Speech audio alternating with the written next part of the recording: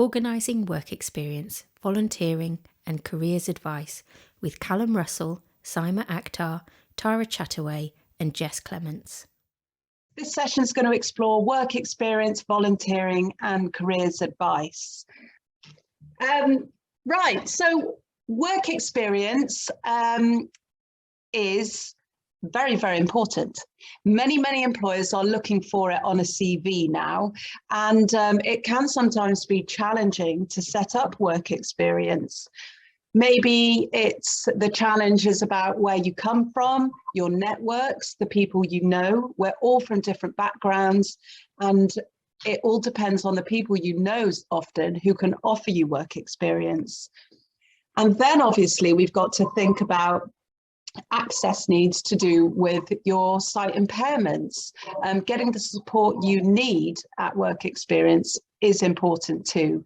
And I know from personal experience, I've had different work experiences turned up and felt like a bit of a wally in the corner sometimes. And I've been left to sort of my own devices. So it's really important to try and make your work experience meaningful. And that's why we're here today. We're going to hear from these brilliant panelists all about how they've overcome challenges to accessing good work experience and the advice on offer. So let's go and introduce them. We decided to do this in quite a fun way. We're going to give each panelist 1 minute to introduce themselves, tell us a bit about them, whether they work now, have you got a sight impairment, and also I want to tell for you to tell us about any work experience, volunteering experience you've had, and has it led to your job now? So I'm going to start with me. Are you ready, guys? Okay. Hello, my name's Charlotte, Director of Look. I am visually impaired, have a retinal dystrophy, and I've had various experiences with work experience and volunteering, mainly around youth work. So when I was younger, I volunteered as an outdoor instructor, teaching kids climbing, canoeing, biking, archery. Pretty amusing when you can't see. It was very visual, but very rewarding. And I learnt lots, got good qualifications from it as well. I also volunteered here at Look when I was about 18, running youth camps. And that was really brilliant to give me the confidence I needed to get a career in youth work. I then travelled a bit and got a job working in an NGO, work experience that wasn't volunteering, where I volunteered as a community teacher in a school. All of these placements have been quite challenging, but so rewarding and led me to where I am today. So that's my minute. Okay, so first of all, we are going to go to Callum. Callum, are you ready for your 1 minute wonder? My name is Callum Russell, and I'm the founder of Crystallize, which is a bespoke consultancy that supports employers with any aspect of disability inclusion. I am blind since birth and have had no vision in that time. I suffer from an eye condition, or I have an eye condition called Leber's congenital amaurosis. I've undertaken lots of work experience, ranging from working in schools, teaching to children in a local community, to working with RNIB's Legal Rights Service, to working with Surrey County Council. And I would say all of this experience has given me the tools to be able to do the job I now do today. Brilliant, thanks Callum. Let's go to Jess. Hi everyone, I'm Jess. I work at Blind in Business. I'm 24 years old and I have Stargardt's disease, which means I have low central vision. I would say that my work experience opportunities through school, I wasn't offered particularly a lot, so I've really had to go out there and find them myself. I've worked abroad doing work experience in childcare as an au pair and a nanny. I've also worked in retail, and I've also done some office work experience as well, doing kind of marketing and that sort of thing. And I think that all gave me kind of a really good overview of what the world of work looks like. And it's helped me to kind of find my position where I am today, and it helped me also to work out what I might need if I were to go into the world of work in terms of tech. Hi, Saima. Are you ready for your 1 minute? Hiya, my name's Saima. I am currently an employment coach working for a charity called Bid Services, where we support people with disabilities to help them access employment, education, or training opportunities. I also have Leber's congenital amaurosis and have been blind from birth. So in terms of my work experience, I've done quite a bit. So I did some work experience in a law firm, which was great because it showed me that I really did not want to go into law. I worked at a local charity that supports people with visual impairment. I've done a lot of volunteering for Look UK. I've been with them for a number of years now. Worked at a school as well, which taught me that I did not want to go into teaching. And before this job, I worked as a fundraising and marketing assistant for a charity called Birmingham Settlement. So yeah, I've done quite a bit, to be honest. Yeah, you have. Tara, are you there? Thanks. So hi everybody, I'm Tara Chattaway and I am Head of Education at Pocklington Trust. I do not have a visual impairment. I've worked in the sight loss sector probably for about 15 years now, but I did do work experience to get into work. So I wanted to get into the charity sector, so I had to do lots of voluntary, unpaid kind of campaigning roles, and also did some supporting, working with children and young people. And I also did a vocational course so I could get work experience because I thought I wanted to do a social worker. And like others around here, once you do some work experience, you realise it might not be the right path for you, and that is okay as well. So it's a pleasure to be here. Thank you. So we've heard a bit already about the different kinds of work experience you've done. And Callum, I know you've done loads of travelling, and it'd be really interesting to hear from you a bit about your travels and the work experience you've got along the way. Yeah, absolutely. So I have had quite a lot of voluntary / work experience abroad. My first experience was teaching in a primary school on the outskirts of Paris. I was a language assistant for only a week, and it was quite a tricky placement actually, because though the staff that arranged it were very welcoming, actually the school as a cultural institution were not. And I think that obviously made it quite challenging. But what I would say is that you often learn more from when your placements go not so well, rather than the ones that go really well. And I would definitely say that I'm quite a resilient person, or a much more resilient person potentially as a result of that placement. But I also had the opportunity to volunteer on a really exciting project in Peru. This project was run by an organisation called Quest Overseas. There were two distinct elements to the project. So the first one was construction, so that volunteers would be building houses for those in need in the local community. And I'm sure that you would all agree that a blind person with a hammer is actually a really bad idea. So I didn't take part in in that aspect. I took part in the second aspect, which was teaching or supporting the tuition of children in the local primary school. So this meant supporting tuition in the morning, so English lessons, maths lessons, and then in the afternoon I got to teach drum lessons in the school. And for these children, many of them had actually not ever played a musical instrument before, so it really was quite an exciting experience.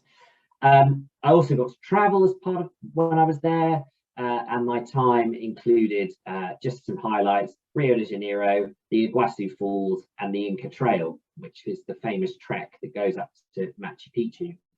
And I came back from that time, frankly, feeling pretty invincible, and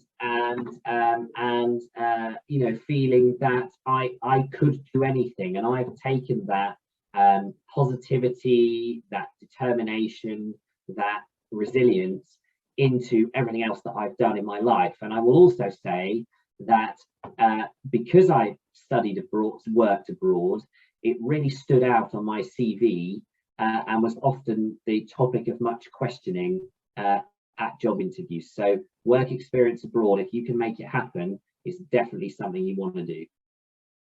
So interesting, Callum. That sounds amazing. And you did so much.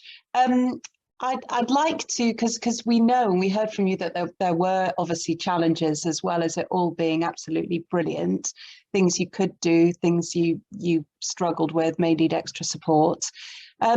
Jess, you've done work experience abroad as well. Tell us a bit about any challenges you faced and how you overcame them. Yeah, I mean, I think I would certainly echo Callum in that once you do it, it's kind of that massive confidence boost you need. And that is half of it, being able to just put yourself out there. Like, it feels like a really big step, but if you can do it, you'll come back feeling like you can do anything. I think maybe one of my biggest challenges, and I'm sure a lot of you guys will probably relate to this. I went to mainstream school and they didn't really offer work experience opportunities. So it was very much down to myself to find those. So again, it's having that confidence to go out there and find them. And I think when you're VI, there is just that extra layer of anxiety around how you'll be able to fit into a work environment. So hopefully today we can kind of encourage you to take that step and go out there. But being able to advocate for yourself is a massive theme of today's work. And what really helped me was being able to explain my eyesight and explain exactly what I need in a work environment, and what I can and can't do. And often I can do most things. It might just be with a little bit of help. For example, when I was an au pair, I'd go pick the kids up from school. I can't really recognize faces, but the kids would come running over to me, and they knew that. So there's really little things that actually, once you explain them, and if you explain them early enough, you can get around them. That's really great. And I guess that there are things that you probably worried about there, Jess, you know, for instance, how to pick the kids up from school, and, you know, how are you going to find them if you can't see them? But actually the solution was there. The kids found you. Yeah, exactly. I'm not denying that there were challenges. I think, you know, small things like I couldn't read them a bedtime story, for example. But actually the children that I was looking after were learning to read anyway. So it was just role reversal, and they read to me and they loved it. So I think try not to see those challenges as like an immediate barrier or a negative. Try to think about how you can advocate for yourself immediately and find a solution around it. Yeah, exactly. And getting creative and not worrying too much about completely fitting into what you think is the role and how sighted people do things. Because when you do come up with those creative solutions, most employers and workplaces, you know, they can work with you to say, oh, yeah, that would work. Why not? Give it a go. Thanks, Jess. Saima, you're an employment coach, and you've had loads of your own personal experience. Are there any other solutions out there? You know, what help's available to help people overcome challenges? For instance, we heard from Jess, she had to go out and find her own work experience, and that's not always easy. What other solutions are out there? I think people need to kind of remember that work experience doesn't necessarily have to mean actually diving in and actually doing, you know, the job. I mean, something as simple as shadowing can be classed as work experience. I know it's not an ideal solution for every single career path, but it's something to bear in mind. And it's something that I certainly did. And what I took away, as I said before, as I touched on before, is, you know, that career path wasn't the right thing for me. So it wasn't direct work, but it showed me that actually this isn't for me. And I know firsthand that it is very difficult to find work experience when you are left to your own devices. I've had the experience of being in a specialist school where it was done for me when I was 15. And then when I went to university, I was expected to find my own work experience. And I received no help at all. The careers advisors didn't have a clue. They didn't know anything about access to work. They didn't know, you know, if I would even be entitled to support from university. It was just, I was completely left to do it myself. And I think, as other people have touched upon, it's made me more resilient because I did it. I succeeded, and it was difficult. But one thing I think that people underestimate is the power of networking. And I know that not everybody has well-placed family and friends. And if you do, that's great. But if you don't, you know, social media is a huge thing. There's so many Facebook groups out there specifically for visually impaired people, and you never know who may have the answer. I've posted, you know, questions in groups like VI Talk, and there's always been somebody well placed to answer those questions. You know, you don't know what sort of careers people are in at the moment. If you're thinking of a certain career, before even thinking about work experience, reach out and ask the question and see if anybody has experienced that, what sort of challenges they have faced. Because then when you look for your own work experience and you approach somebody with the view to start working with them, you have an idea of the challenges that you may come across. And obviously, not every visually impaired person is the same. Not everybody has the same needs, but it does help in terms of giving you an idea of, you know, what employers may ask, and things that may come up, you know, in relation to that. I hope that answers the question. Yeah, that's brilliant, Saima. Thank you so much. And I think that's such great advice. You're so right. There is power in the networks and who you meet. And yeah, places like VI Talk, there's different organizations, and you did it yourself. You reached out to them. And I think, you know, also getting support to reach out. Don't feel bad if you don't feel confident enough to do that yourself. You know, you could contact a local blind society, sight loss organisation. You could contact us. There's lots of other organisations who can help you reach out to those networks. And actually, one of those is Blind in Business. And I'd like to ask Jess a bit more about this. Jess, what help can Blind in Business offer? So Blind in Business played a part in my own story, in that I found them when I graduated university. I was looking for work experience and trying to get into the world of work, but didn't really know where to start. So I attended a program they run called Education to Employment. And this was a 2-day event, and it wasn't focused, and they didn't let it be defined by vision impairment. They wanted us to be ambitious. They wanted us to achieve as anyone else would.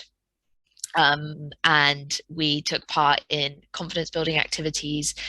We met loads of successful visually impaired and blind people in different industries.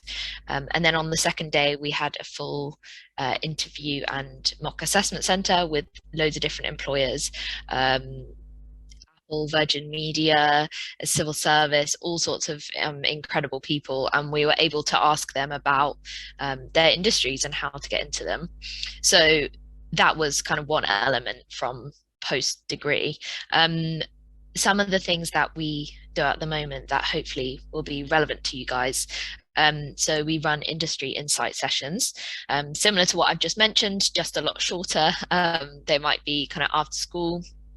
We'll bring along a visually impaired person that works in a certain industry and explore kind of top tips for getting your foot in the door, because I think that can be really useful. And then there's always the opportunity to be mentored by them afterwards. Then we also have after school workshops.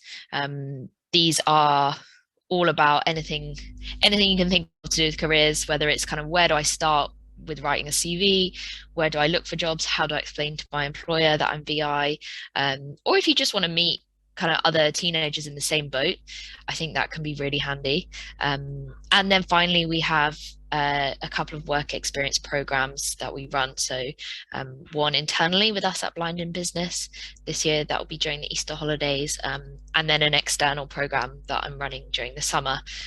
We've got some great employers on board, kind of Transport for London, Financial Times, BBC, all kinds of people that want young talent like you guys. So I think it's just seeing it in a positive light that there is support out there. So I'd really encourage you to kind of get in touch if that's something you'd be interested in, because there's people out there that want to see you for your skills, for your qualifications, and that want to help you achieve and start your career.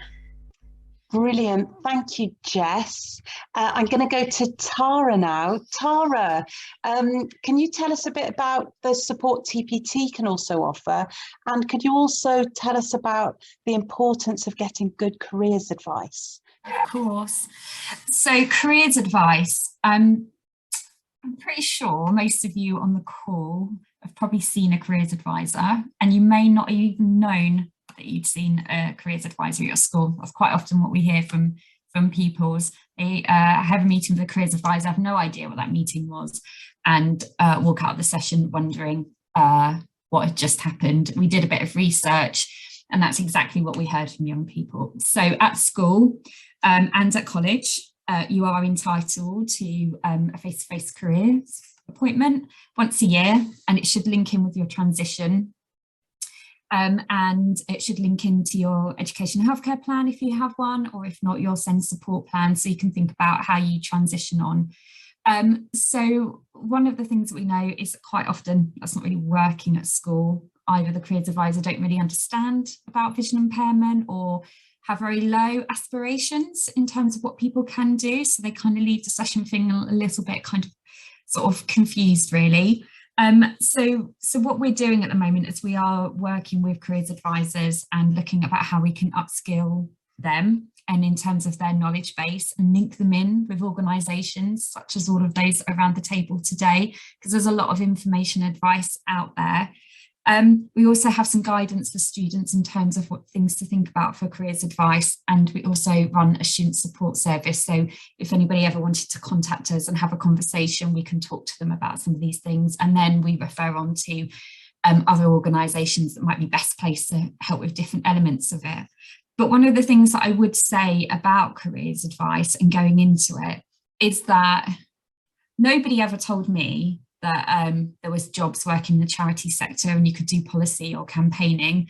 Quite often we think about generic jobs that are out there, like maybe we might go into the police, or I might be a doctor, or maybe the army, or maybe, medicine or whatever. They're very set. So I think the really important thing to think about is the kind of things that you enjoy doing, and don't shut any doors that are out there. Go and try some work experience if you can do that. Go and talk to other blind and partially sighted people. There's lots of great videos and resources that we have on our website, but I also know that Blind in Business and Look UK also have some great resources as well. And so don't close those doors. But what we can do is talk to you about what support you might get at university. So the support you get at school and college is really different to the support that you get at university. There's disabled students allowance, which will open the doors to accessing all sorts of support and equipment. There's dedicated disability support services at universities that are there to support you as well.